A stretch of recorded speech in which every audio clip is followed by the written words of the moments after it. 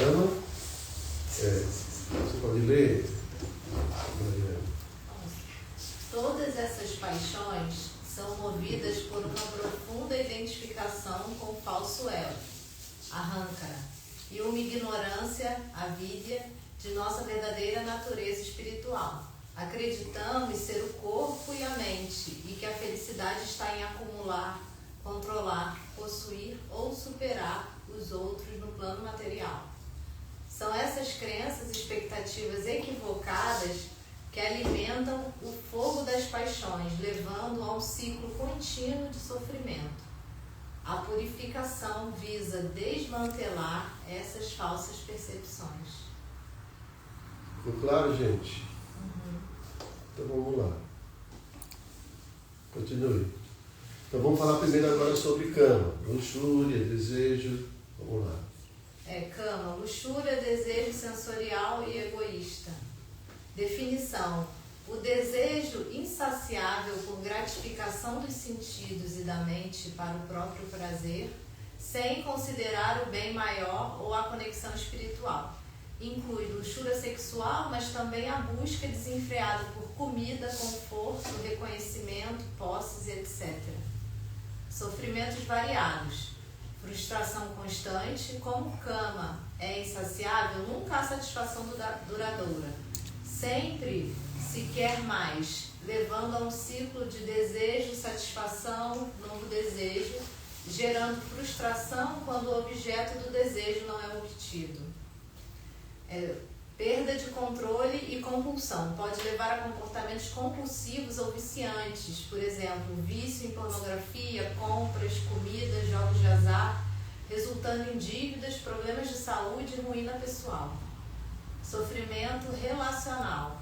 Causa infidelidade, ciúmes possessivos, exploração e objetificação de outras pessoas, destruindo relacionamentos e confiança. Degradação pessoal leva a ações antiéticas ou imorais para satisfazer o desejo, resultando em culpa, vergonha e perda de autoestima.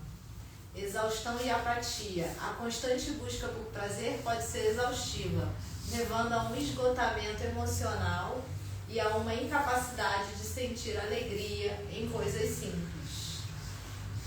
Bonito, né? São só as consequências de cama. Fazer um quadro, botar lá em casa desse. Então, e de onde nasce, qual é a raiz de cama? A luxúria? Amor da paixão. Hã? Amor da paixão. O amor da paixão é o estímulo. É o egoísmo. O egoísmo é o sintoma. O que provoca? Desejo, apego, desejo material. Né? Hã? Desejo, né? Desejo sensorial, desfrute. Estou falando qual é a raiz. De onde se origina. Falso A ego. vida, né? Você falou ou não? Começa com a ignorância. Qual é a ignorância que produz a luxúria? A gente acha Que a gente acha A gente que a gente é um pouco. Exatamente. Que a gente é os sentidos. Então, simplesmente quando a gente fala, não, eu não sou um corpo, eu sou uma alma. Né? Então, isso já vai destruindo esse ego, esse conceito, essa crença. Eu tenho falado assim para vocês, né? Isso é uma realização muito que, no final das contas, tudo se resume a um desejo de felicidade. Não querer sofrer e ser feliz, ter prazer, né? Não ter dor e ter prazer. Basicamente, tudo se resume nisso. Acho que eu estava falando, acho que falei isso ontem. Como os nossos samskaras, eles basicamente estão ligados a essa experiência da luxúria. Né? Então esse samskara, ele é muito profundo, tá? Ele tem muitos padrões, né? Muitos... Entendem? Estão entendendo o que eu estou dizendo? Sim. Por exemplo, na nossa vida, pode ser que a gente tenha tido... me lembro quando era menino, acho que eu fui poucas vezes ao campo de futebol. Acho que tinha um futebol assim. Talvez uma coisa que eu fiz muito, né? Foi algumas vezes. Mas eu tenho pouquíssimos samskaras com um campo de futebol, um estádio de futebol, pouquíssimo. Mas a praia eu fui muito, né? Em Natal tem muita praia, então eu tenho muitos samskaras de praias. Brincar na onda, essas coisas todas, né? Então na vida a gente tem muitos samskaras de uma coisa, tem poucas de outra e assim por diante, né? Mas se a gente for ver a nossa vida, o que nos move de fato? É o prazer, não é? Ah, vou para o cinema, por quê?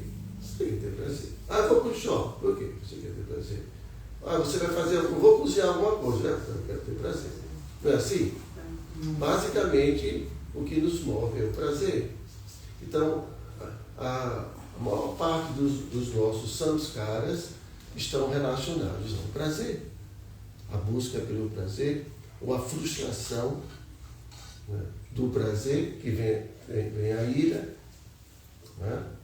Então, consequentemente, se a maior parte dos nossos samskaras estão relacionados, né, à luxúria, significa que esse vai ser o vasana mais importante da nossa vida. E vai ser o que vai ser mais estimulado, né, pelo mundo. Agora, imagina, o mundo é uma variedade muito grande, então tudo é um estímulo que desperta um vasana, uma pessoa que você vê, uma árvore, uma fruta, entende? Então, por isso que Prabhupada fala, né, que transformar a luxúria, né? Prabhupada fala, né, o amor foi transformado em luxúria. Então, esse talvez seja o aspecto do ego que a gente precisa trabalhar mais, porque tudo converge para isso. Né? Eu não quero morrer porque eu não quero sofrer, eu quero prazer, eu quero continuar tendo prazer, eu quero continuar tendo a oportunidade de desfrutar. Então a gente tem medo da perda, porque a perda vai nos afastar do prazer. Vamos fazer um exercício, vamos ver. Tem mais outro exemplo? Eu estou pensando aqui que uma pergunta se a luxúria ela é transformada em amor a partir da lapidação do falso ego. Eu posso fazer essa afirmação? A luxúria é retransformada em amor a partir da lapidação do falso ego. Mas em que aspecto do falso ego? As crenças. Quando a gente fala crença, não é fé, não, gente. Estou falando das crenças, são as ideias que a gente tem. O que é? Eu sou um corpo. Né? Então, se eu sou um corpo, então a minha vida tem sentido, né, apenas quando o meu corpo está sentindo prazer. Então eu quero explorar tudo, porque eu aprendi que é o contato dos meus sentidos com as coisas que vão me dar prazer. Então tudo se torna um objeto de prazer. Tudo que eu faço é medindo o quanto de prazer eu vou ter. Então se eu entendo, não, eu sou alma, eu vou começar a mudar essa crença que eu desenvolvi ao conviver dentro de um corpo como alma. Não, a verdadeira felicidade não está em explorar, está em amar, em servir. Aí eu vou começar a mudar a crença. E a partir do momento que eu começo a combater essa crença equivocada, e vou começando a praticar o amor, eu vou começando a ter um novo samskara, que é o samskara proveniente do amor, de você se dar, de você contribuir, de você servir. E aí esse samskara vai ficando cada vez mais forte, né? E vai estar proporcionando um prazer superior. E esse prazer vai conduzindo sua vida numa nova direção, até você obter a autorrealização, que é a felicidade máxima. Compreende? Então a gente precisa ter essa capacidade de fazer as interligações. Porque se a gente não faz essas ligações, a gente se perde no meio do caminho. Então, o que está aqui em cima está conectado com o que está aqui embaixo, diretamente.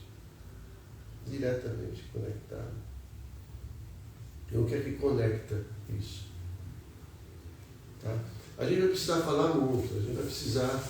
Eu estou com uma certa facilidade, porque eu já estou pesquisando sobre isso, estou tentando praticar isso, então, para mim, é muito... Talvez para vocês esteja um pouco confuso algumas coisas, mas as figurinhas, a gente vai juntando as figurinhas, daqui a pouco, né, vocês vão ter mais facilidade de conectar as coisas. Só quando a gente consegue, como você falou, um está aqui, está ligado, quando a gente consegue realmente estar ligado, porque ele está cortando o tempo todo, né, é quando a gente prioriza mesmo tudo da nossa vida para Krishna. No sentido assim, priorizar assim, nos seus pensamentos, nos seus atos, quando você está Veja fazendo. bem, quem é que decide priorizar? Eu? Você. Mas é o quanto... porque veja bem, o quanto o ego está com... O quanto a alma... Veja, o quanto a alma aí está começando a ficar lúcida acerca da realidade. A gente tem uma certa lucidez, compreende que não é por aí mesmo, tem que ser diferente, mas ainda a alma está completamente coberta. Mas você compreende que o caminho é por aí. Então, é o exercício. Né? Sim, aí você compreende que você já tem aí lampejos de lucidez. Aí você começa um processo. Né? E aí você vai começar a se deparar com as coisas que estão realmente. Tá? Então, isso já é fruto, né, de uma certa purificação do ego.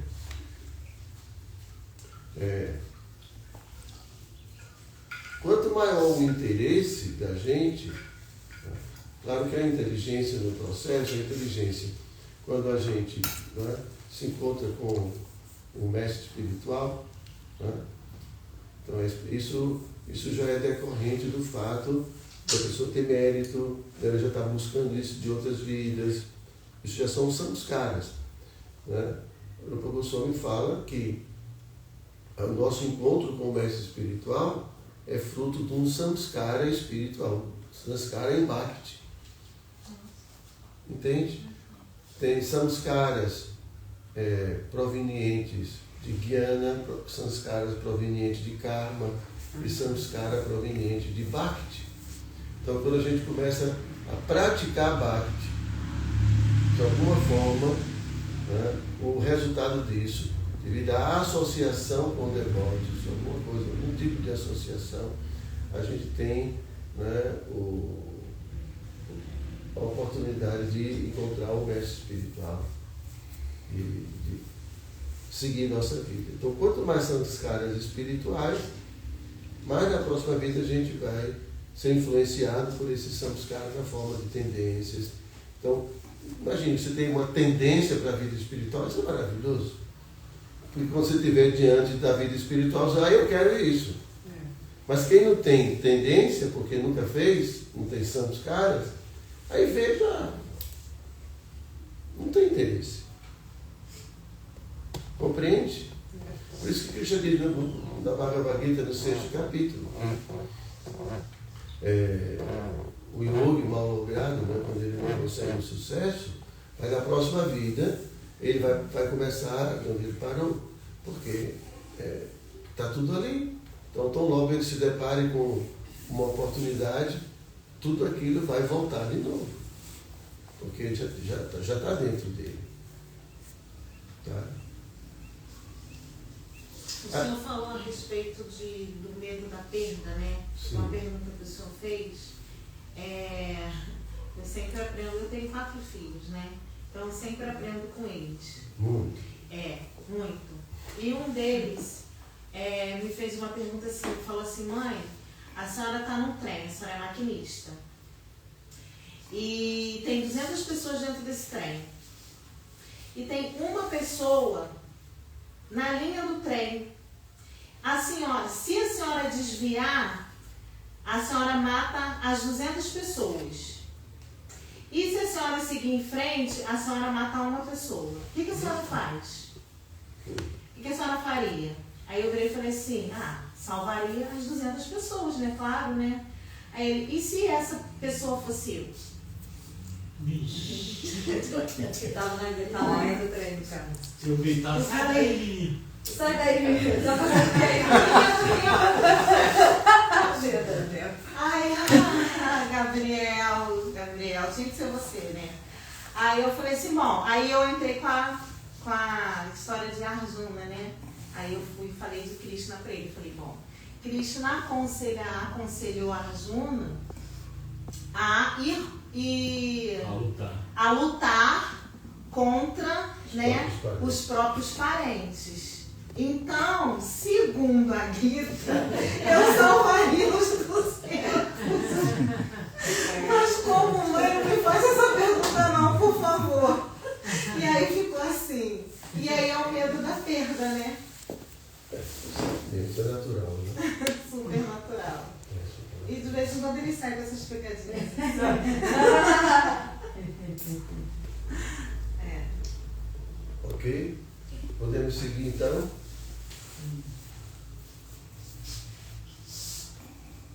Croda, ira. Você pode. Como é que é o nome? Gleides. Gleides. Gleides. Você pode ler Gleides, por favor. É porque tá. Vamos ver. Tá bom. Não, tá reflexo. A manifestação. Cruda. Ira, raiva. Definição. A manifestação da raiva, fúria, ressentimento surge diretamente da frustração dos desejos, kama, não realizados, ou da percepção de ameaça ao ego. Sofrimentos variados, estresse fisiológico e doenças. A raiva crônica eleva o estresse, a pressão arterial e contribui para problemas cardíacos, úlceras e outros males físicos. Isolamento social e ruína relacional. Explosões de raiva afastam amigos, familiares e colegas, levando à solidão, ressentimento mútuo e até violência. Remorso e culpa. Após um acesso de raiva, vem o arrependimento por palavras ou ações impensadas, gerando culpa e vergonha. Tomada de decisões prejudiciais. A raiva ofusca o julgamento, levando a decisões precipitadas e irracionais, que podem ter consequências graves. Exemplo, demitir-se impulsivamente, dirigir agressivamente. Agitação mental. A mente fica constantemente agitada, sem paz, ruminando sobre ofensas passadas ou antecipando conflitos. Então a ideia dos slides é falar sobre o sofrimento, as raízes do sofrimento. A gente está vindo aqui, né, nesses slides, o primeiro, o segundo, o dia a dia de todos nós, né? Bom, todos nós, desculpem. Mas assim... Em algum momento todos nós, né? Em algum momento a gente entra nessa. Não é? Então, mas assim, o propósito é a gente entender onde começa tudo isso. Isso que é o mais importante.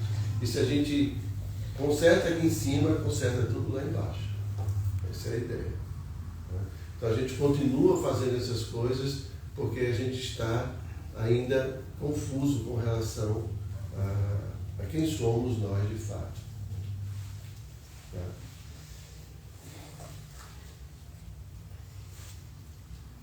Lobha, quem pode ler?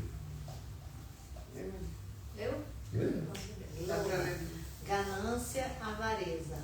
Definição: desejo insaciável de acumular mais posses, poder, status ou reconhecimento, impulsionado pelo medo da escassez, pela ilusão de segurança ou pelo puro prazer da acumulação.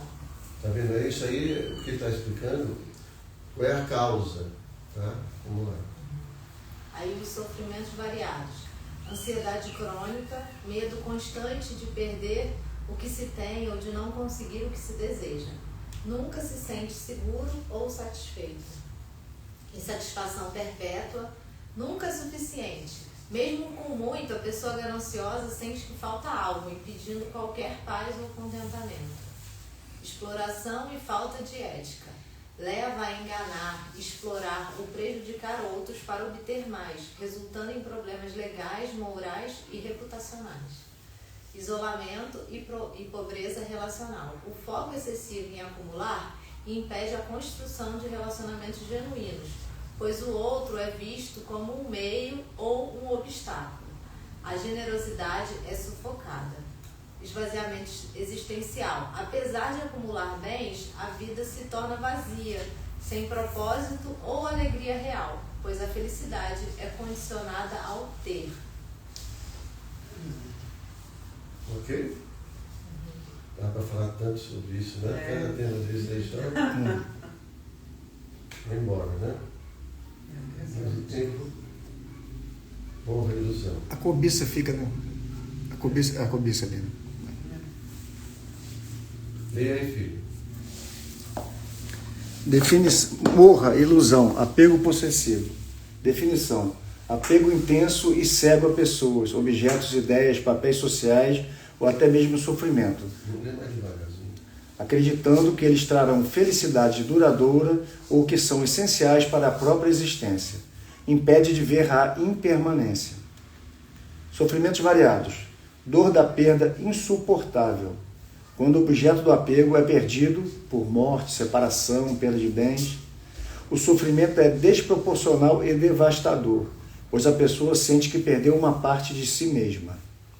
Dependência e codependência. Cria relacionamentos não saudáveis, onde a felicidade depende da presença ou ação do outro, gerando ansiedade e controle excessivo.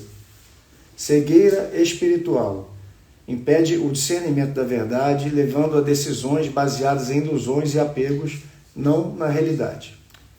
Dificuldade de adaptação. Apegado ao passado, a certas maneiras de ser, a pessoa tem dificuldade de se adaptar a novas situações ou de crescer. Sofrimento na ilusão. A pessoa pode se apegar a uma ideia ou imagem ilusória de algo ou alguém, e a realidade constantemente a decepciona, gerando dor. Ok. Orgulho, arrogância. Você consegue enxergar? Eu consigo. Então, Só sai do lugar fixo. Nada. Orgulho, arrogância. Definição: exaltação do ego, senso inflacionado de autoimportância, superioridade ou valor próprio, baseado em qualidades materiais, beleza, inteligência, riqueza, status e habilidades. Sofrimentos variados: isolamento social e relacional. A arrogância afasta as pessoas. Ninguém gosta de se sentir inferior, e o orgulho tem dificuldade em criar laços genuínos ou pedir ajuda. Incapacidade de aprender e crescer. O orgulho acredita que já sabe tudo, impedindo-se de aprender, de aceitar críticas ou de reconhecer seus erros, estagnando seu desenvolvimento. Fracasso e queda. O excesso de confiança leva a subestimar desafios ou a superestimar as próprias capacidades, resultando em fracassos e humilhações. Vulnerabilidade à crítica. Qualquer crítica, por menor que seja, é vista como um ataque pessoal devastador, gerando raiva ou profunda tristeza. Sofrimento na comparação. O orgulho está sempre se comparando e buscando ser melhor, o que é uma batalha perdida, pois sempre haverá alguém mais talentoso, rico ou bonito. Verdade.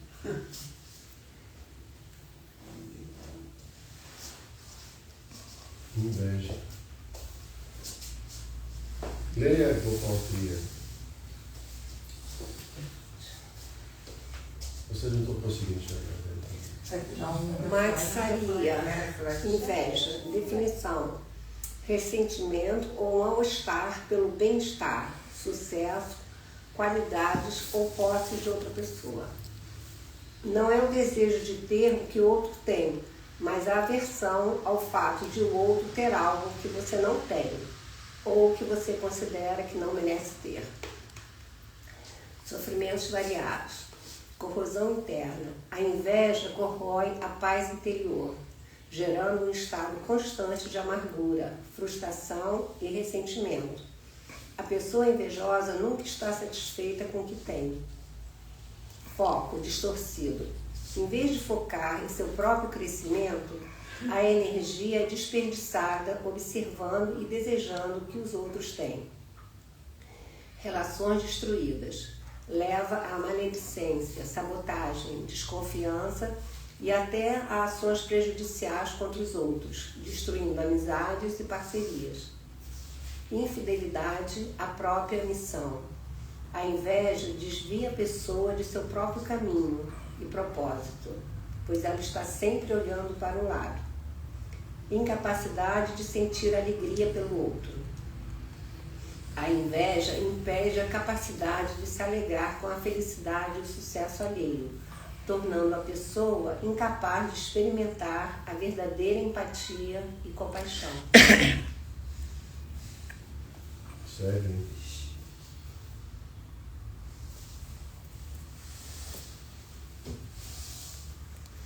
Continua. Então, o sofrimento mental, então, o ciclo contínuo de apego, aversão, desejo, frustração e as 6 paixões cria um sofrimento mental constante. Toda essa situação que a gente viu agora, né, cria constantemente, né, um sofrimento mental, mesmo na ausência de dor física, porque não precisa ter exatamente uma situação de dor física. Ele fala também da resistência à realidade. Então, uma pessoa resistência, não aceita a realidade. A gente falou outro dia sobre suicídio, essas coisas, né? Acho que foi uma pergunta que alguém fez, não lembro quando foi. Foi aqui? Foi. Foi aqui, não foi? Foi aqui? Foi sim, na primeira palestra. À noite. Palestra. Foi à noite, né? É. Então, a gente tem que aprender a amar a realidade. Amar a vida como ela é.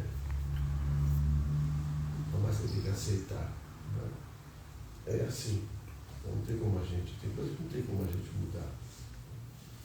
Mas o ego não aceita as coisas. Porque o ego quer controlar. Né? O ego quer que as coisas sejam como ele deseja que seja. Por isso que a gente fala que o ego quer ser Deus.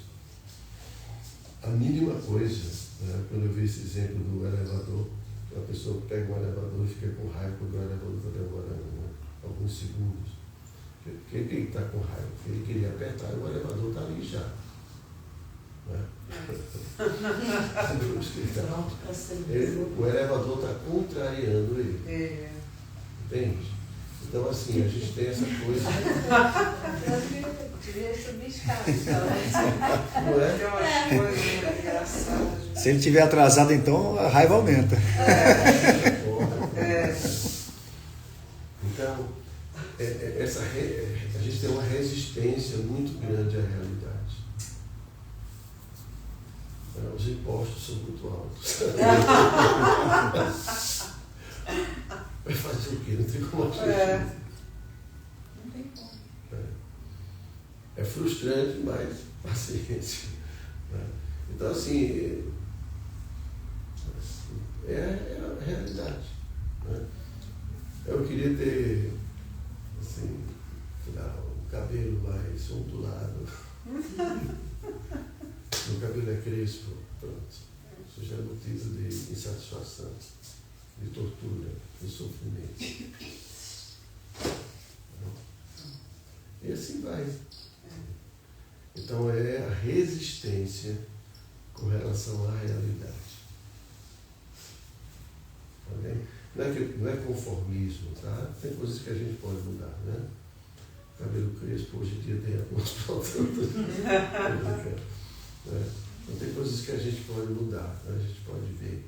Mas tem outras coisas que não é possível. Né? Não dá para mudar o clima. Hoje é sol, amanhã é chuva. E as coisas, tá bem? Depois, ruminação. A ruminação é outra coisa que traz muito sofrimento. Aqui está falando das causas do sofrimento, tá? Uma delas é essa resistência à realidade. Outra é ruminação, é ficar no mesmo assunto. E por que isso? Porque não fica naquela coisa, né? Vai e volta, a gente está ali na mesma. Podia passar a página, como a gente diz, mas não passa. fica ressentindo as coisas, né? Ruminar é ressentir. Isso é causa de muito sofrimento. Querer ressentir coisas do passado. Né? Por que fulano tal fez isso? Ele não tinha direito de fazer isso. E começa a... Então a gente rumina muito. Depois, vitimação. Né? Porque na verdade, a gente sempre procura colocar a culpa no outro. Né? Eu sou a vítima e o outro é que é o culpado de eu estar passando pelo que eu estou passando. Essa é a vítima. Então, essa vitimação. Então, você fica no discurso da vítima, do coitadinho, espera que todo mundo comece ali do seu lado, entende? Fazendo tudo o que você pede. Essa vitimação, essa coisa. E, por fim, a dor inevitável da existência. Então, isso está muito ligado à realidade, né? Então, a dor da existência. Essa existência, por si só, ela tem muita dor. E a gente vai ter que aprender a tolerar, como o Krishna diz na Bhagavad Gita, e não se perturbar. Tá? As dores da existência são naturais. Tá?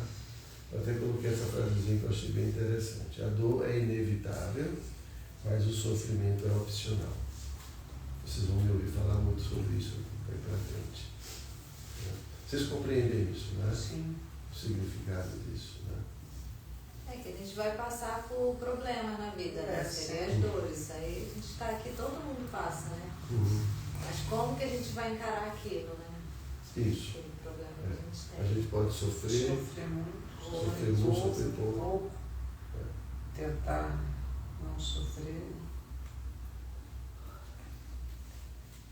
Então, esses exemplos ilustram como as paixões, enraizadas no falso ego e alimentadas por samskaras e vasanas, criam um ciclo de sofrimento que afeta todas as áreas da vida.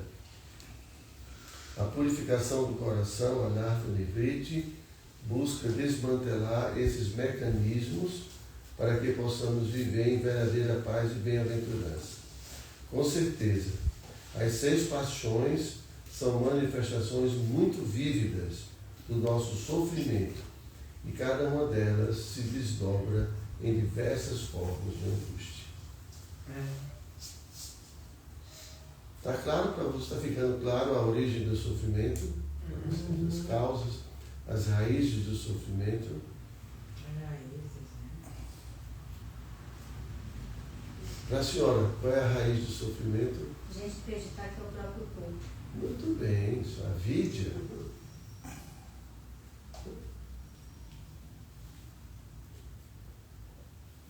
Então vamos agora para a solução. Agora é bom. Agora eu vou estar. Aplicar, né? A gente conseguia aplicar. Para tirar fora. É só na choração. Não, porque até agora foi uma tristeza. Desculpa, Mara. Primeiro tem que vir a Não, reação. desculpa. Tristeza é a realidade. Aí a gente fica vendo assim, ai meu Deus, quando você tem que limpar aqui? Mas pelo menos quando a gente começar, quando a gente estiver sofrendo, a gente precisa. Eu estou sofrendo por quê? Por que eu estou sofrendo? Então, como diminuir esse sofrimento? A dor é inevitável, mas o sofrimento é opcional. Então, eu posso estar sentindo dor, a perda. Estou perdendo meu dinheiro, pagando imposto. Aí como eu posso diminuir esse sofrimento? Ele é de Krishna mesmo, então tudo bem. A gente diminui o sofrimento. O senhor mostrou a casa bem suja pra gente, né? Agora vai dar a vassoura. Agora vai dar a vassoura. Vai dar a vassoura. A gente vai diminuindo o sofrimento. Tudo que pertence a Krishna. Sim. Você pensava que era seu, mas nunca foi seu. Nada. Então é por isso que você está sofrendo. E tem muitas expectativas de não morrer. Se eu conseguir manter o meu dinheiro junto comigo. Então, existe a possibilidade de não morrer, de não sofrer. Essas são as causas. Né? Então, o ego, a segurança, né? o sentido de segurança, de sobrevivência e tudo mais. Mas isso é falso. Claro que, né, o dinheiro ajuda em muitas coisas, obviamente, né?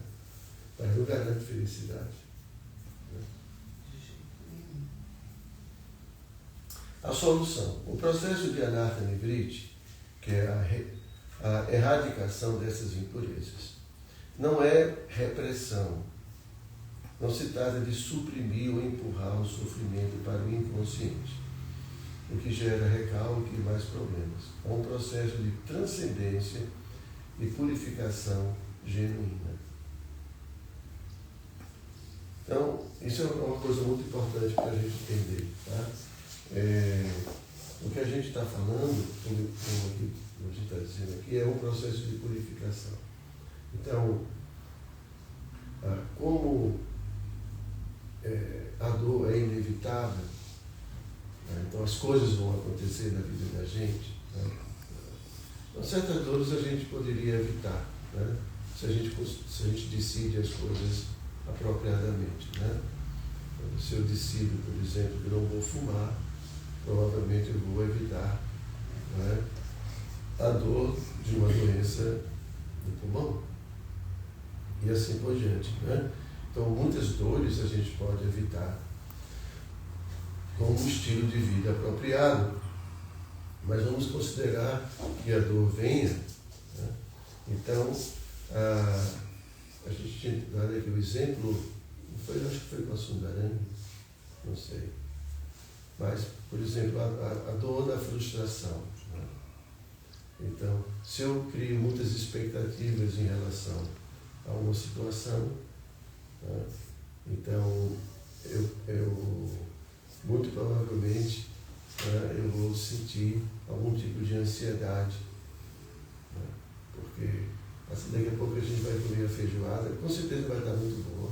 Né? A cozinha é muito boa. Eu estou criando expectativa. Né? Mas de repente eu posso me frustrar com tudo isso. Claro, ninguém está aqui ansioso, né? Será que vai dar boa feijoada? Será que não vai estar? Né? Ou será que o retiro vai ser bom ou se não vai ser bom? Né? Mas se a gente for, não, está lá, está com os demônios, está cantando Hare Krishna. E aí você tira essa expectativa e com isso você... Então, a gente sofre mais pela forma como a gente interpreta as coisas, do que mesmo com as coisas em si. Mas assim, a interpretação, como a gente interpreta. E claro, o ego falso está por trás, né, justamente da interpretação das coisas. O nosso ego falso está interpretando, considerando seus interesses. Então, eu não gostei disso porque eu queria que fosse diferente. O interesse dele, né? Ou os valores do ego falso, né? Ou o que lhe assusta, o que lhe traz medo, e assim por diante. Então, sempre a gente vai estar interpretando à luz do ego. Tá bem? Então, quando a gente começa a dar uma nova interpretação às coisas, quando esse ego começa, então, a disponibilizar de uma inteligência que tem uma nova interpretação, então, consequentemente, você não está reprimindo uma coisa, se recalcando. Você está significando, você está ressignificando aquilo. De tal forma que aquilo que antes lhe afetava negativamente pode lhe afetar agora positivamente, porque você dá um outro sentido a essa coisa. Transformando a consciência material numa consciência espiritual. Sim. Não é transformar a consciência material. Você vai começar a ver a existência material como ela é. Tá? E você vai dar, em vez de você interpretar à luz simplesmente do seu auto-interesse, você vai começar a interpretar as coisas como elas são. Porque está tudo ligado, entende? Está tudo muito ligado ao meu interesse. Eu não quero ser Deus, eu não quero controlar, eu não quero desfrutar. Né? Então, esse é o meu auto-interesse. Então, eu vou interpretando todos os fenômenos da vida de acordo com o meu auto-interesse e não com a realidade. Então, por isso a gente sofre muito, porque a gente interpreta de uma forma, considerando, não, isso não foi favorável para mim, então é ruim, eu estou sofrendo. Isso é favorável aos meus interesses, então, é exatamente como o Baixo Rosenberg fala, né, no Comunicação Não Violenta. Entendem? Então, mas à medida que eu saio do centro, eu tiro o ego do centro, porque a alma começa a predominar, e o que é a alma? Eu sou uma partezinha integrante de um todo. Eu não controlo o todo. Então começa a chover. O que está chovendo? Não pode dizer, não está chovendo porque faz parte da realidade, faz parte do processo. Eu sou um ser infinitesimal aqui e eu não controlo nada. Acabou. Está fazendo sol? Sim, está fazendo sol, não é problema. Entende? Então as coisas vão acontecendo, mas a interpretação que você dá não é mais centrada no seu ego, nos seus interesses, no seu egoísmo. Você interpreta de acordo com a realidade. Não, existe um ser supremo que está controlando tudo. Você quer o quê? Você nunca foi o controlador. E mesmo às vezes numa relação a dois, a gente acha que é o controlador. E que a gente quer mudar a pessoa para que ela se adeque aos meus interesses. E aí começa uma competição, de ver quem tem razão, de quem é que vai ceder, quando na verdade ninguém é controlador. Você é um indivíduo, a outra pessoa é um indivíduo. Cada um tem seus interesses, cada um tem seus valores. Então, é uma outra visão que neutraliza isso que é provocado pelo egocentrismo. Egoísmo, como alcoolismo. É uma doença, é a doença do ego. A doença do ego é ser o centro. Ser predominar. Não mais, mas eu não sou assim. Mas quando você fica brigando com o elevador, fica brigando com o tempo, fica brigando com um monte de coisa, você está dizendo indiretamente que você é Deus e você queria que o mundo girasse em torno de você. Pois é. Pena. Eu queria que alinhasse os meus pensamentos, se eles estão corretos. Dentro do modo da bondade, a gente... o modo da bondade ainda está nos modos da natureza material. Então, mesmo que a gente esteja no modo da bondade, ainda estaremos fazendo isso para o nosso crescimento espiritual, né? Visando o nosso crescimento espiritual. Então, ainda é uma forma de ver-se assim mesmo, se centrando nesse processo. E quando a gente se desapega dos resultados desse processo, faz para o prazer de Krishna, a gente transcende até esse modo da bondade. Sim. Está correto isso? Tá. O modo da bondade, Krishna fala, tem um defeito, a gente fica apegado ao resultado. Então a gente faz um monte de coisa que, por natureza, traz uma certa paz, um certo equilíbrio, certa harmonia, um conjunto de atividades. Então qualquer pessoa pode ser um materialista. Se ele é vítima de cometer violência. Se ele está no Dharma. Hein? Se ele está no Dharma, você está alinhado com o Dharma. Então é uma coisa... Krishna é muito bondoso. Mesmo que uma pessoa não goste dele, pode desfrutar desse mundo. Ter uma situação de equilíbrio. Basta ele escolher as coisas que provocam equilíbrio. O estilo de vida que provoca equilíbrio. Mas ele vai morrer do mesmo jeito. Ele vai ficar aqui. Porque ele não tem o mínimo desejo de estar com Deus, de servi-lo, de amá-lo.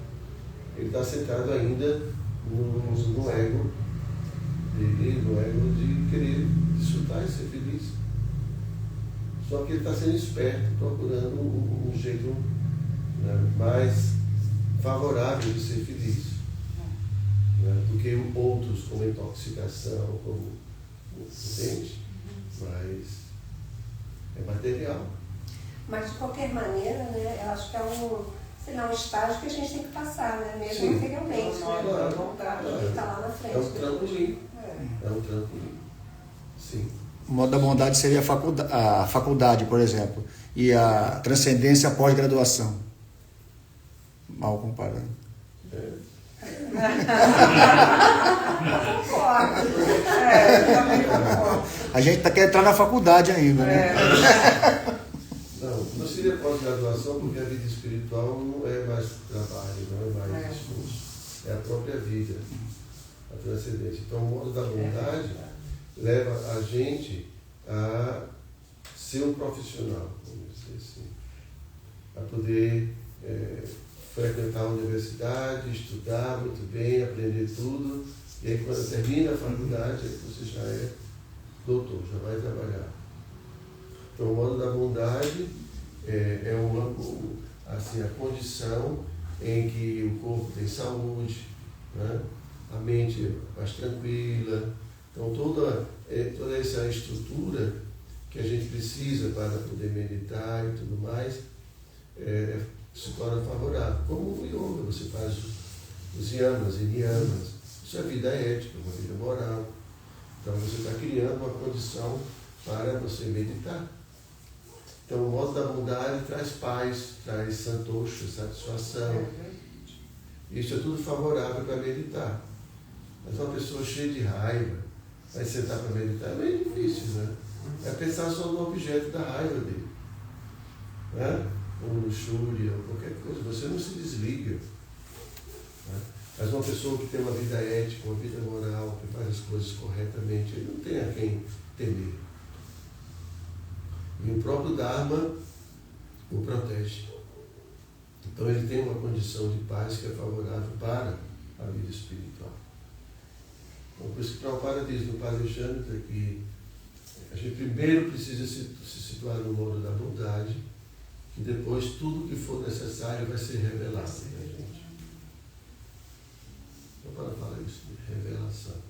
Então a gente tem que entender esse outro ingrediente, né? Krishna fala constantemente de compreensão. A gente está falando aqui de compreensão, não está? Compreender as coisas como elas são. Sim. E Krishna nos dá essa compreensão. Krishna fala, para as pessoas que me adoram com amor, eu dou a compreensão. Então Krishna está nos dando compreensão. A gente está buscando, mas Krishna também está ali contribuindo com tudo isso, por esse processo, né, de contribuição. Então Krishna vai revelando. Então a gente faz a nossa parte, contando que eu sei, isso é muito difícil, não. Claro, para uma criança de primeira série, né, falar de um assunto na universidade, né, mas se ele continuar estudando, vai chegar um momento que tudo aquilo vai ser uma coisa natural para ela. Assim é a vida espiritual. A gente conversa, e a gente ouve temas. A questão é porque na universidade você só vai frequentar, um aluno só frequenta a universidade se passar no vestibular, sei lá. Mas aqui está todo mundo, né? Pessoas estão vindo pela primeira vez, e a gente fala tudo misturado. Né? Você não vai ver um aluno de primeira série numa sala de aula de universidade, né? Porque é tudo organizado de tal forma que só aquelas pessoas, não é? Então, aluno de primeira série está todo mundo ali junto, de segunda série, mas aqui não, é de todas as séries. Aí fica difícil, né? Você falar para todo mundo. Tá bem? Maharaj, eu perdi a conexão aqui. Se tiver alguma pergunta aí, Marcos? Sim.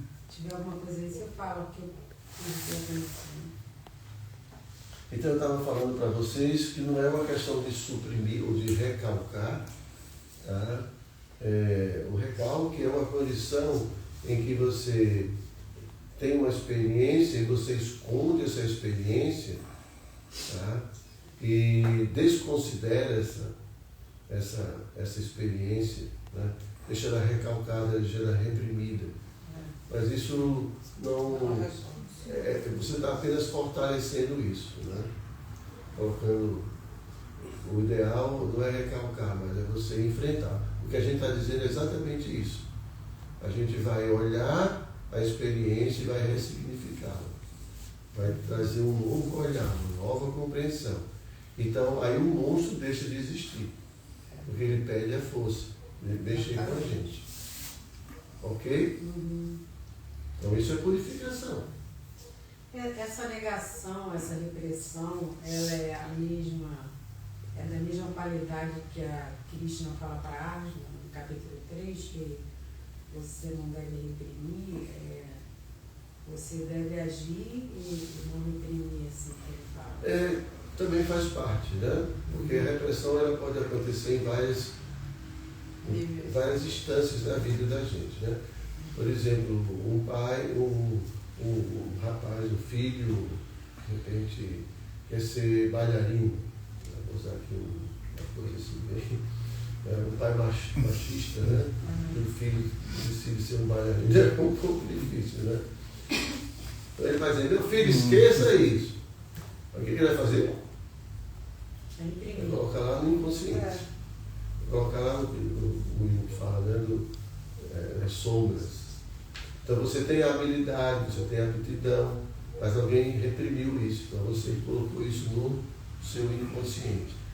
Desculpa, nessa instância que a gente chama de sombra. A sombra não é só coisa negativa. A sombra é algo que foi rejeitado. Então você coloca ali. Né? Então, isso é uma atitude de repressão, é uma atitude é diferente. Tá certo? Então Arjuna, ele estava com medo. A gente tem sintoma, ele estava movido pelo falso ego. Tá? Então a gente pode dizer, mas Arjuna tinha falso ego? Bom, naquele momento Krishna deixou ele nessa condição. Ele estava com medo. Mas o que Krishna fala para Arjuna? Arjuna, o mundo morre. Por que você está com medo de matar? Arjuna estava com medo. Apego. Ele estava com medo de ir para o inferno, matando o mestre, matando... Né? Ele estava com medo de não desfrutar depois. Vai desfrutar como? Se não vai ter mais ninguém, todo mundo vai morrer, eu vou ficar sozinho aqui. Como é que eu vou desfrutar? Está vendo? Todo... Né? Então, a gente vê as consequências, né, da interpretação dele do que estava acontecendo. Ele decide, não vou lutar, completamente cheio de ansiedade. Mas a primeira coisa que Krishna fala é: Arjuna, você não é esse povo, você é uma alma. O arranca, para destruir o arranca, destruir a ignorância. Por isso que essa é a primeira coisa que a gente precisa lembrar. E Arjuna, para fugir da situação, ele disse, eu prefiro ir para a floresta, vou me tornar um mendicante. Aí Krishna fala, Arjuna, não adianta você ficar agora querendo reprimir essa sua natureza. Você é um kshatriya, você é um guerreiro, né? E agora, porque você está com medo de enfrentar essas pessoas, você está querendo reprimir sua natureza, seu swabhava, não tem nada a ver. Porque o Krishna fala, mesmo que você vá para qualquer lugar, essa sua natureza vai acompanhar você. E você vai ser uma pessoa frustrada. Mas Arjuna estava querendo fazer isso movido pelo ego, pelo medo. Então Krishna fala, não, você tem que enfrentar, você tem que lutar. E não simplesmente fazer algo movido pelo seu ego falso. E o que Krishna diz no final da Bhagavad Gita? Arjuna, você ouviu? Aí Krishna fala assim, agora toma uma decisão. Veja bem, se você fizer movido pelo falso ego e não me ouvir, você vai estar perdido. Krishna usa a palavra falso ego, arranca.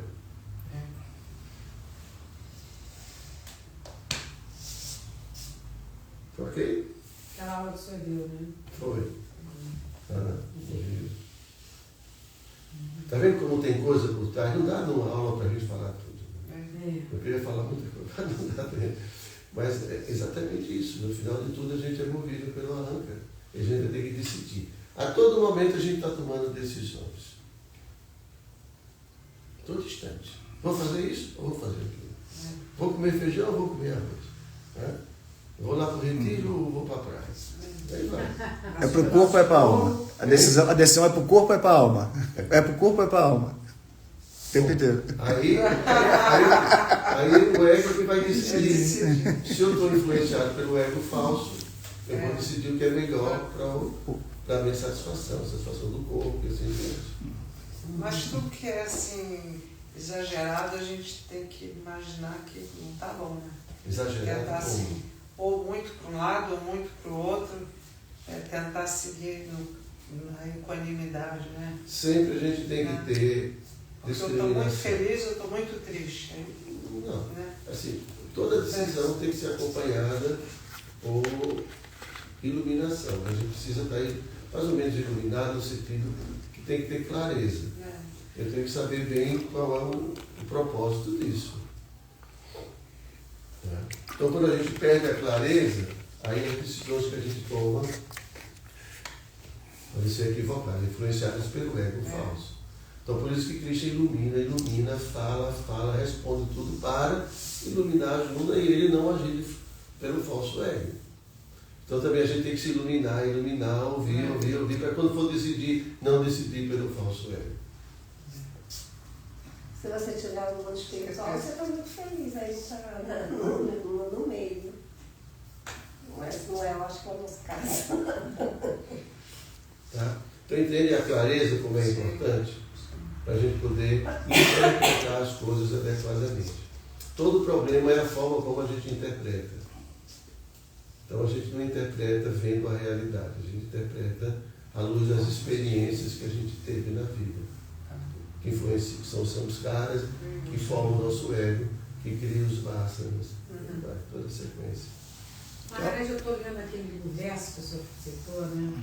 Interessante aqui é no 1858, né, da Gita, que Krishna fala, se você se tornar consciente de mim, ou seja, não agir pelo falso ego, né?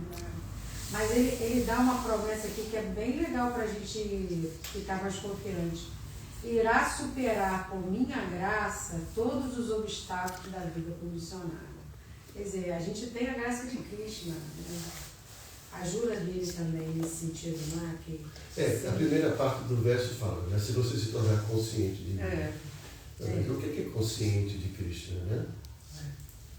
Mas isso é muito amplo, né? Porque a consciência de Cristo significa muitas coisas, né? Uma pessoa, a gente tem falado, né, constantemente, de ser, que consciência de Cristo significa eu vou fazer tudo para o seu prazer, Cristo, que é o amor. Né? Então, em outras palavras, Cristo também, se você se tornar consciente de mim, né, quer dizer, tentar me agradar, fazer, né, eu vou lhe proteger, eu vou lhe ajudar em todos os obstáculos. Ele ia enfrentar uma guerra, gente. Ele ia lutar com Bhishma, ele ia lutar com Drona, ele ia lutar com todo mundo. Né? Então, a Krishna está falando, se você agir, isso é uma forma de interpretar, tá?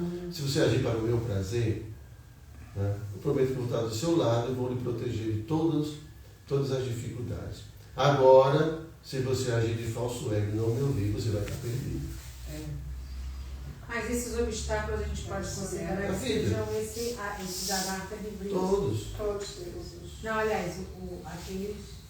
Os samskaras e todos os atos. Porque veja, quais são os nossos anartas hoje? Né? Cama, loba, esses e mais. Então, esses são os obstáculos.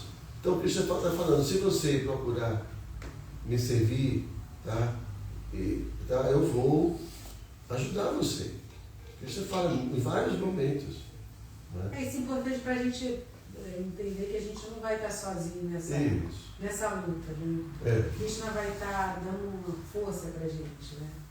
Isso. Vamos lá, que faltam só 20 minutos. Gurudev, tem uma pergunta aqui sobre apego. Não, que a Sudaran pediu para ver se tinha bem. Kriyatma Devidasi. Kritatma. Maharaj, reverências. Como ter um relacionamento com um cônjuge sem se apegar a ele? Foi boa pergunta, né? Que Fátima,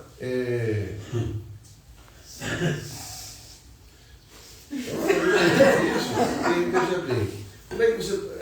Primeiro assim, você teria que ser uma pessoa, para você não ter nenhum apego, que seria uma coisa muito difícil, né? Você teria que ser uma pessoa extremamente, falando do ponto de vista espiritual, né? Tem que ser uma pessoa extremamente avançada, completamente tomada de amor por Cristo. De maneira que aquela relação, ela se torna uma relação, vamos dizer assim, não a principal, né? Ele se torna um coadjuvante ali, ele ajuda no processo, né? Como a gente vê. Mas assim, o problema não é... Porque a palavra apego, ela tem essa conotação também negativa, né? A gente pode ter uma relação amorosa com o nosso parceiro sem ter apego. Apego no sentido de prisão, né? De estar aprisionado a pessoa. Porque quando a gente se torna aprisionado, significa que eu sou muito dependente dessa pessoa. O ego é um ego muito dependente. Ele precisa de certas coisas que essa pessoa proporciona. Por exemplo, segurança. Então eu tenho muito medo, então eu tenho uma pessoa do meu lado para me proteger, ou para me suprir o prazer que eu quero. Então a gente se torna muito dependente. O sintoma seria até, talvez o sintoma fosse o ciúmes do apego dele, né? Quem tem ciúmes está com esse apego. Tem, medo de perda, e assim por então isso é ruim. Mas a gente pode viver com o nosso cônjuge entendendo que ele é uma alma, que ele tem a individualidade dele, né? E a gente gosta da pessoa sem nenhum problema. Tá? Então a gente precisa só de diferenciar isso, né? O apego de amor. Né? Só que normalmente nós somos muito carentes. Né? O nosso ego tem muitas exigências. Então aí a gente começa a impor as exigências do nosso ego particular ali naquela relação. Então controle, né? Porque aquela pessoa, aquela coisa, né? Começa a fazer parte muito importante dos seus projetos de vida, dos seus sonhos. É ele que vai me dar um filho, é ele que vai me dar segurança, é ele que vai me dar uma casa, é ele que vai me levar para viajar, para passear, é ele que vai me levar para o shopping. Aí você cria, entende? Uma possessividade, medo de perda, controle, tudo fica ali. Então aí fica uma coisa muito doentia, né? Então é tudo parte desse ego, mas se esse ego está se espiritualizando, está se enfraquecendo, saindo do centro e deixando a alma, então existem outras relações, as relações com os outros devotos, com as devotas, a relação com Cristo, né? E tudo isso vai suprindo todas essas também, né? Vai diminuindo as expectativas, vai diminuindo todas essas exigências que são sem sentido para a alma. Isso é só uma coisa do ego mesmo. Essas coisas de controlar o outro, de achar que o outro tem que me fazer feliz, toda essa coisa que é do ego, vai acabando. Então aí você, e aí você vai tendo uma relação saudável. Sim. Entende? Claro que a dor vai vir se você perder a pessoa, mas não é uma dor desestruturante, não é uma dor que vai agora acabar com a sua vida. Você sofre, e você tem a companhia de uma pessoa e tudo mais, vai perder essa companhia, tudo bem, mas a vida segue. Tem outras pessoas, a sua relação não está centrada unicamente numa pessoa, porque isso é um problema. Você não pode ter uma relação centrada numa única pessoa. A gente, não é? Mas assim, mas é a cultura do casamento, é a cultura de apropriação. Entende? Mas isso é a doença do ego, né? Claro que a gente espera que a pessoa seja uma pessoa honesta, seja uma pessoa que vai corresponder a essa relação, que não vai sair por aí, né? Sei lá. Maharaj, assim, eu só falo assim, a alma, ela tem esse desejo de amar, né? Sim. É da natureza da alma, amar. Sim. Então a gente vem para esse mundo e continua com esse desejo de amar, que aí fica um pouco invertido, como você falou, passa a ser luxúria, né? E aí todas as nossas relações a gente fica com esse apego, né? Quando é mãe com filho, quando é companheiro com a companheira, enfim, as relações entre casais, até entre amigos, e assim, a pessoa... Mas porque tem esse desejo da alma de amar, né? A alma tem esse desejo de amar, só que fica assim, então, quando a gente começa a realmente desenvolver essa consciência de Krishna, você vê que você pode amar, sei lá, tem um mundo inteiro para você amar, tem todos os seres você pode amar, né? Vou dar um exemplo assim, meu pessoal, quando meu filho foi morar fora, no exterior, eu fiquei muito triste, assim, né? E eu fiquei triste, fiquei pesarosa e cheguei a ficar um pouco deprimida, porque ficou aquele vazio, assim, na casa, né? Acostumada com a presença dele e tudo e tal. Mas aí é impressionante como Krishna mesmo, assim, você fazendo serviço emocional, foi trazendo tantas pessoas para eu exercer esse amor, assim, de mãe, entende? Eu fiquei incrível como que isso acontece. Então você vê que você pode ser mãe de tanta gente, né? Então não é aquele ser só ali que é seu filho, você pode ser mãe de, sabe? Então a gente que fica fixo ali numa relação parental e que você acha que não, tem que ser aquele que eu gerei, que saiu da minha barriga, que não sei o que, mas tantas pessoas às vezes que podem receber esse seu amor também, entende? O amor de mãe. E é legal, é bom você exercer isso. Então, eu experimentei isso, assim, tenho experimentado, né? Muito bem. Ok, gente? Ok. Tá claro isso, não tá? Só para a gente terminar aqui. Então, as ferramentas... Bom, você falou que não é suprimir ou empurrar o sofrimento para o inconsciente, tá? Mas é um processo, como a gente está falando, de mudança, de visão. As ferramentas poderosas. Bom, o canto do Santo Nome já aqui, tá? Que é a arma principal que a gente tem. Tá? É o método mais direto e eficaz. O Santo Nome é o próprio Krishna em forma sonora. Ação. Age diretamente no Tita, queimando os samskaras e vasanas na raiz. Purifica a consciência, Chetodharvana Mahajanam, limpeza do espelho do coração. Transforma os vritis materiais em vritis espirituais. Tá bem? Então, bom, a gente acabou esses dias de dar um curso sobre o cantar do Santo Nome, então a gente falou muito sobre isso também. Tá? Mas a ideia, se a gente começar a pensar como tudo na nossa vida vai se movimentando a partir do momento que a gente quer cantar uma japa boa. Né? Assim como, por exemplo, um atleta que quer bater uma marca, ele vai ter que rever a vida dele todinho, todos os hábitos dele, o que ele come, o que ele faz, a hora que ele dorme, para poder ir aperfeiçoando. Então, da mesma forma, se a gente coloca o Mahamantra como essa referência, né, que todos os acharyas falam, de a gente cantar atentamente, sem cometer ofensas, a gente vai ver que para isso a gente vai ter que mexer com a vida da gente quase toda, para não dizer toda. Né? E porque os anartas, ou aquilo que nos impede de cantar uma japa boa, a gente estava falando agora o tempo todo, gente. Cama, loba, nada e tudo mais. Entende? Todas essas coisas. Então uma coisa está ligada à outra.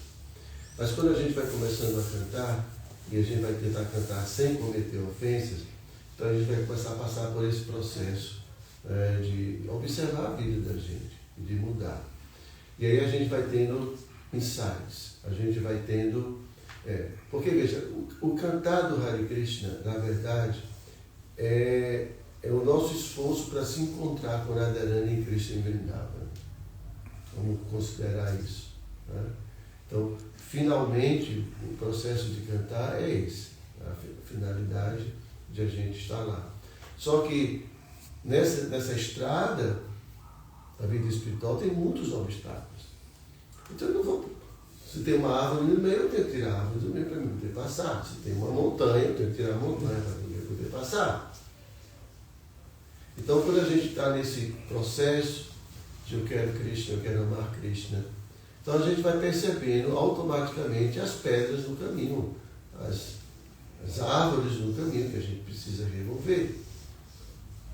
E a gente vai removendo isso, né, tanto como pela misericórdia de Krishna, como também por esse processo de avaliação, de percepção, de mudança de visão de mundo.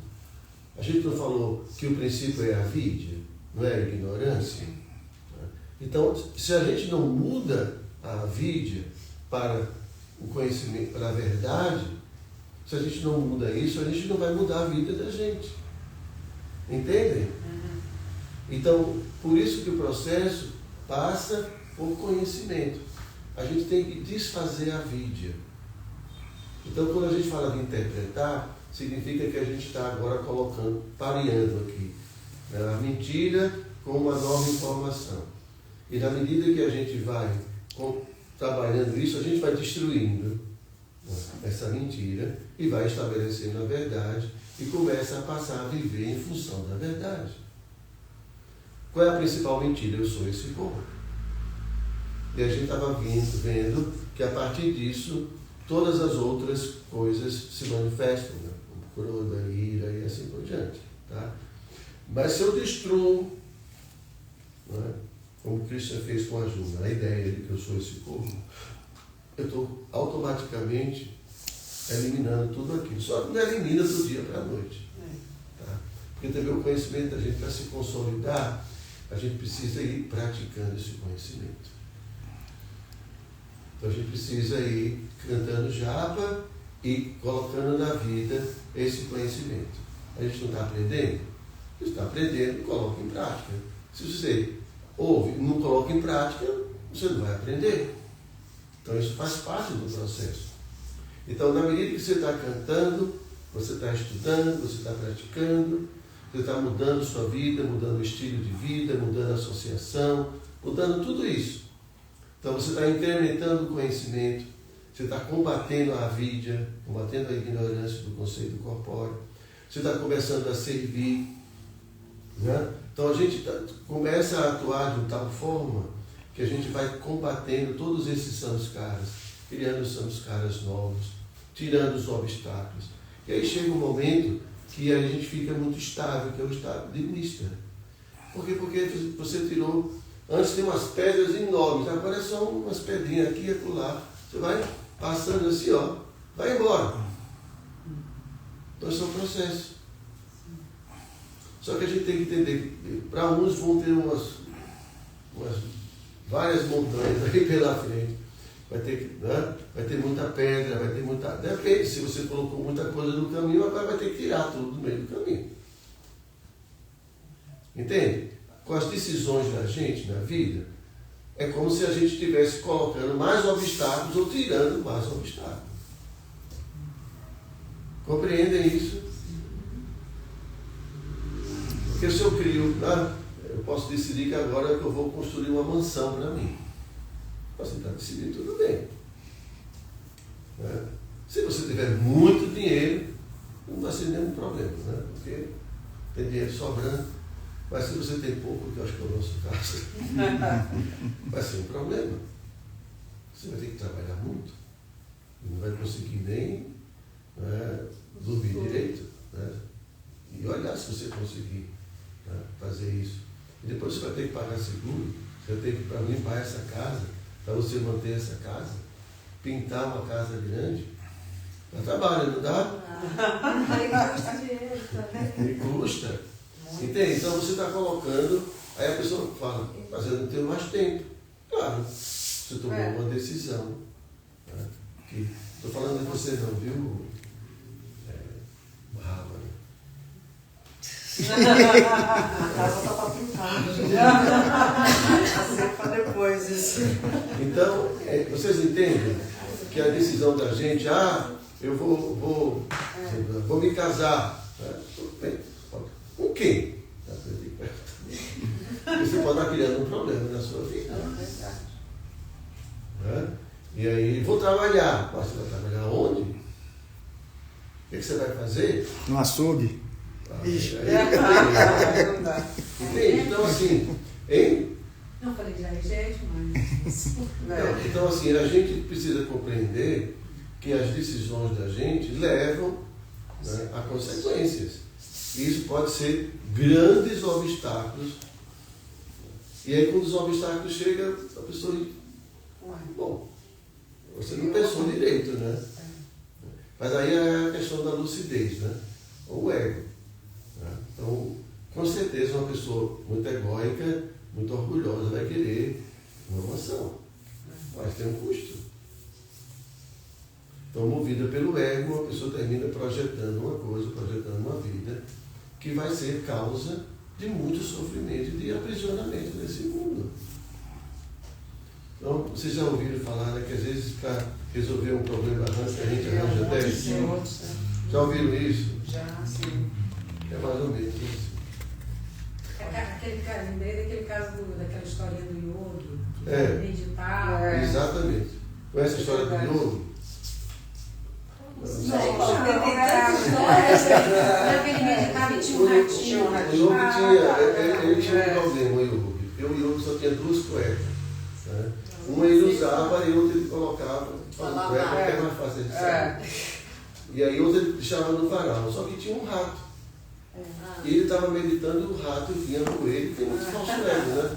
E outro, porque ele podia deixar a cueca para lá. Mas ele apegava a cueca dele. Ele ficou preocupado, não conseguia meditar, porque ele viu o rato roendo a cueca. Então ele falou, tudo bem, eu vou criar um gato. Porque com um gato o rato não vai chegar e minha cueca vai ficar lá. Entendeu? Aí ele trouxe um gato. De fato ele resolveu o problema do rato, só que ele criou mais alguns probleminhas. Né? Porque na hora dele meditar, sabe como é que é gato? Né? E ele não conseguia meditar. E aí, pô, vou precisar resolver isso. Não. Aí ele resolveu arranjar uma vaca. Uma vaca dava leite, e dava leite para o gato, e ele não ficava preocupado, porque o gato tinha que comer e ficava tranquilo. Aí ele arranjou uma vaca. Só que a vaca precisava de capim, precisava de um monte de coisa. Né? E aí, então ele resolveu, eu acho que eu vou me casar. Porque aí a minha esposa... Lascou. Aí lascou. Não sou eu, é a história. Eu falo assim, que saudade. Olha o ego falso. Vocês não são mulheres. Mas ele raciocinou dessa forma. Exatamente. E aí então... Aí só que a mulher chegava, eu preciso de um liquidificador, preciso de uma geladeira, preciso de uma cama, preciso de uma casa, preciso... E aí, estava uma coisa, eu preferi que o rato roubou a minha cueca. Por isso mesmo. Então... Não, aí ele teve que trabalhar, né, Lara? Oi? Ele teve que trabalhar duro, quase o dia inteiro. Não, comprou cueca depois, não é claro? Mas só que ele não tem mais tempo para meditar, né? Claro. O que a gente está dizendo? Então, às vezes a gente complica a vida, né? Para resolver uma coisinha desse tamanho, a gente, olha, arranja um problema desse tamanho. Então a gente tem que ter muito cuidado com isso. Né? Bom, já são 12 horas. Então a gente, pelo menos terminamos com o Mahamanta Hare Krishna. Né? Como solução. Mas veja, gente, não é só... Continua ou acabou? Então, veja bem, gente, não é só o processo de Bhajana Kriya, não é só o cantar. O cantar é o enfoque, tá? Mas envolve seguir os 4 princípios da vida espiritual, não comer carne e assim por diante, né? Estudo da literatura, vai de sadhana bhakti, são 64 itens. Para a gente observar. Era para terminar com aquela esperança.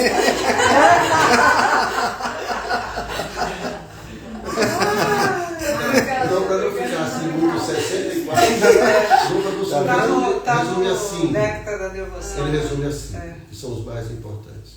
O que é? Está associado com os negócios. Sangue. Adorar as deidades. Tá? Estudar o Srimad Bhagavatam. Cantar o santo nome. E qual é o outro? Viver num lugar sagrado. Então, simples, só fácil. Você já vive num lugar sagrado. Tem as deidades. Né? Só arrumar mais momentos de sangue. Ou a internet e assim por diante. Hoje tem muita sangue nas lives. Né? Cantar o santo nome.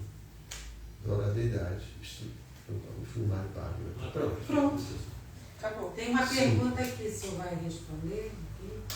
O pessoal vai ficar de falso ego se eu não responder. Diga aí, faça uma outra pergunta. Eu ficaria, né? Agora eu preciso. Diga aí. Rasa Sarani, Maharaj Ganambats, pegando esse exemplo de um casal ou filhos, podemos ter a escolha de não ter filhos ou não termos relacionamento amoroso buscando o amor pleno a Deus. Então, ela quer dizer assim, não se relacionar com ninguém e só se relacionar com Deus? Seria a solução? Como uma freira, né? Ela vai fugir.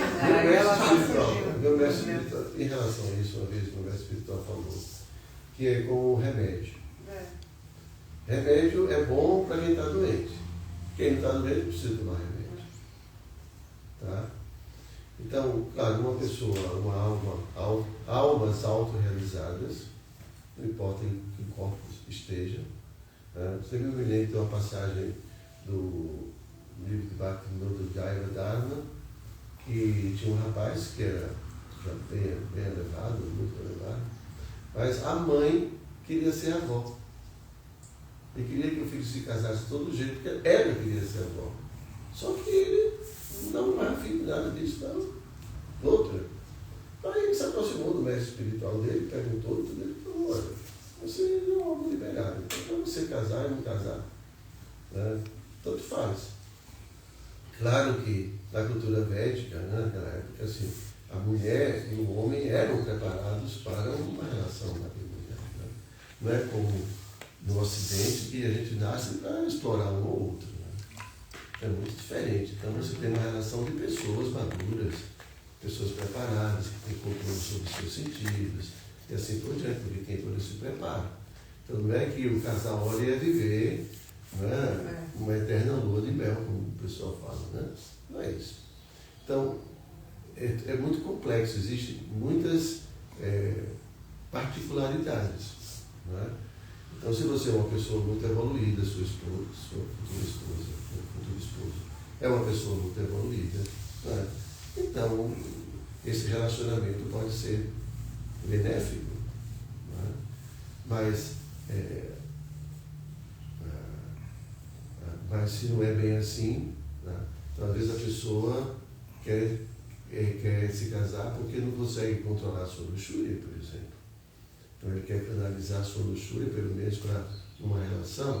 Né? Não é o ideal, mas, né, considerando a situação, é o menos ruim, vamos dizer assim. Não é o ideal, então é um remédio para você não ficar doente demais. Né? Mas a gente tem que entender de uma forma prática o que é que são os caras. Não são as impressões? E a gente não cria vássanas. Então não importa se é esposo ou se não é esposo, você vai criar vássanas, você vai criar tendências nesse relacionamento. Né? E se você não for uma pessoa madura, você vai criar ilusões, você vai criar dependência, vai criar medo de perder, todas essas ansiedades que a gente passa. Se você não for uma pessoa, né, assim, muito evoluída. Tá?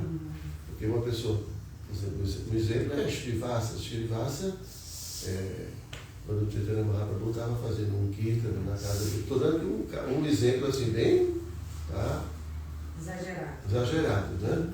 Mas ele estava lá, Chaitanya Mahaprabhu, e o filho dele no quarto estava morrendo. E ele não quis atrapalhar o seu Chaitanya.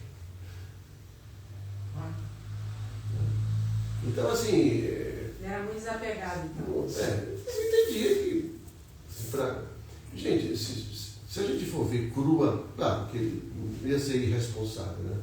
Ele estava vendo a situação e tudo mais. Tem coisas que são tempo, lugar e circunstâncias. Né? Se tivesse uma UTI do lado, eu acho que ele levaria. Não é? Naquela época, uma cidade pequena, você não tem o que fazer. Está morrendo, vai morrer ali agora. Não é? Ai, meu Deus do céu, tem que ir lá para o hospital. Não tinha essas coisas. Também? Mas naquela circunstância, quando acontece numa fazenda, num lugar distante, uma pessoa está muito doente, não tem mais o que fazer, não é? Uma coisa assim.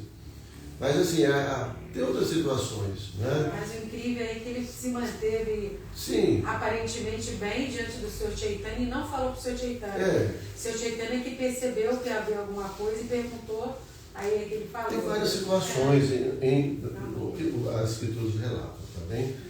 Mas são diferentes níveis. Então, cada um tem que ter autoconhecimento, né? Então tem que colocar na balança o que vai ser mais favorável.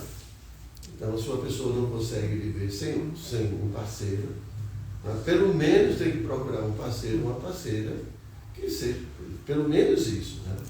Mas se você não leva a sério essas coisas, porque hoje em dia, desculpem, é tipo sanduíche, né? Você vai ali para desfrutar. Se não gosta, você dispensa. É só um prazer. Né? Mas se você quer constituir uma família, ter filhos, poxa, você tem que ter um mínimo de responsabilidade. Né? Será que não seria conveniente, então, para as pessoas que estão querendo progredir no caminho espiritual, assim, se estão sozinhos, ficarem sozinhos até assim, ter essa maturidade espiritual? Veja bem, é difícil dizer. Quem pode dizer isso? Depende de cada um. Com certeza absoluta, né? Uma pessoa que não precisa, né? Assim, não precisa de outra pessoa do lado para atender certas necessidades, essa pessoa vai ter muito menos problemas. Se ela não precisa. Uma coisa é repressão. Você quer, mas fica ali. Outra coisa é você não está bem. Você está bem? Deixa assim. Tá? Porque para falar claramente, é um envolvimento muito grande. Tem que trabalhar, né? Não é que trabalhar ruim, mas você tem que produzir, você tem que ter dinheiro, tem que pagar a conta, aí vem filho, né? Tem outras mentes para você tomar conta. Porque tomar conta da mente da gente já é difícil, agora imagine de outras mentes que você não pode ter. As pessoas tomam suas decisões, as pessoas já vêm com o seu karma de outras vidas, então você vai ter que ver, sofrer, vai ter que ver muitas coisas, inevitavelmente. Então é muito envolvimento emocional. Você colocar. É diferente, né? Você pega hoje em dia, coloca a cabeça no travesseiro. Não tem que ver se, sabe? Sim. Então, é menos difícil, tá certo? Sozinho já está difícil, né, Bruno? Agora, isso vai depender. Mas o próprio Paulo. Agora, como estou dizendo, isso pode ser para um ser completamente inviável e para outro viável. Então, isso é uma questão muito pessoal. Não dá para dizer isso que tem que ser. Agora, se vai se casar, pelo menos, se você quer ter uma vida realmente séria, você tem que procurar uma pessoa séria. E os seus critérios vão ser baseados no que é uma pessoa séria, que você pode confiar que vai constituir uma família, e depois não vai ver seu filho aí sem pai e sem mãe. Porque para uma criança isso é extremamente importante. Tá? E você não vai ver depois traição, essas coisas, porque, poxa, pensar nisso é extremamente desagradável. Né? Você confia numa pessoa e daqui a pouco a pessoa estava errada com o outro, pelo amor de Deus. Isso é o fim da picada. Né? Então, pelo menos, você tem que ver se a pessoa é séria o suficiente. E a comunidade, um tempo, a gente vai poder perceber e vai ter mais ou menos, né, uma forma de você saber se é apropriado ou não. Tá? Então, isso é a vida. Senão a gente... Eu vejo assim que o Brahmacharya não é uma proteção também, porque a pessoa está começando, está o início espiritual. Aí, como Srila Prabhupada fez os primeiros discípulos, ele deu o Brahmacharya para quase todo mundo, porque estava começando. Então, precisava ficar aquele tempo ali para ficar mais envolvido na vida espiritual. Né? Em termos de ideal, tá? O ideal é uma pessoa passar um período de experiência. Na cultura védica eram muitos anos. Né? Mas Hoje em dia, veja como é que são as situações. Né? Você está conhecendo agora o movimento? Não, já estou quase 2 anos. Sim, 2 anos. É pouco tempo. Como é que eu vou falar de Brahmacharya para ela? Não, no caso dela, que ela já tem uma vida familiar. Eu estou dizendo assim, de uma maneira geral. Né? Então, um jovem que está chegando, a gente aconselha, né? Espera um pouco aí. Aproveite os samskaras provenientes da experiência de Brahmacharya. Não tem ninguém para se preocupar. Né? Não tem que se preocupar com dinheiro, de trabalhar só cantar Hare Krishna, só vida espiritual, rendição ao mestre espiritual, porque isso é a experiência de Brahmacharya. São os samskaras. O Brahmacharya vai trazendo desde os 5 anos até os seus 20, 25 anos de idade. Aí quando se casa, imagine, os samskaras deles todos são esses. Agora na nossa vida, o jovem já com 10 anos, 12 anos já está com a vida sexual ativa, né? Com droga, com balada, todo mundo trocando uns com os outros. Meu filho vai se casar com ela. Bom, claro, a pessoa pode, depois de tudo isso, se frustrar, e não, eu só quero agora uma pessoa da minha vida. Tem isso, né? Mas tem aquela banalização de uma relação. Não teve tantas, um mais um, mais outro. Isso não é mais nada. Então, isso fragiliza muito as relações. Né? Você confiar na outra pessoa. Né? Pelo menos quem quer ter uma relação prolongada, né? Agora, se você entra numa relação que você já começa, não, eu vou ficar aqui um tempinho, vou desfrutar um pouquinho aqui, parte para outra e vamos embora. É outra situação. Só que a gente tem que ver o resultado de tudo isso em termos de samskara, de karmas, entende? Porque às vezes a gente não está preocupado com isso.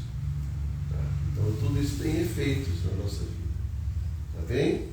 Então é a falta de responsabilidade, a falta de compromisso, de seriedade.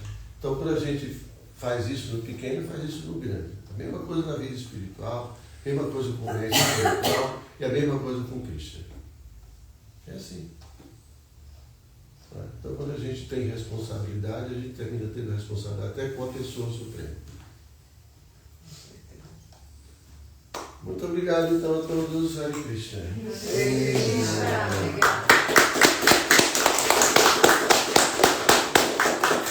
Podemos marcar o segundo retiro para ter a continuação. Parte 2.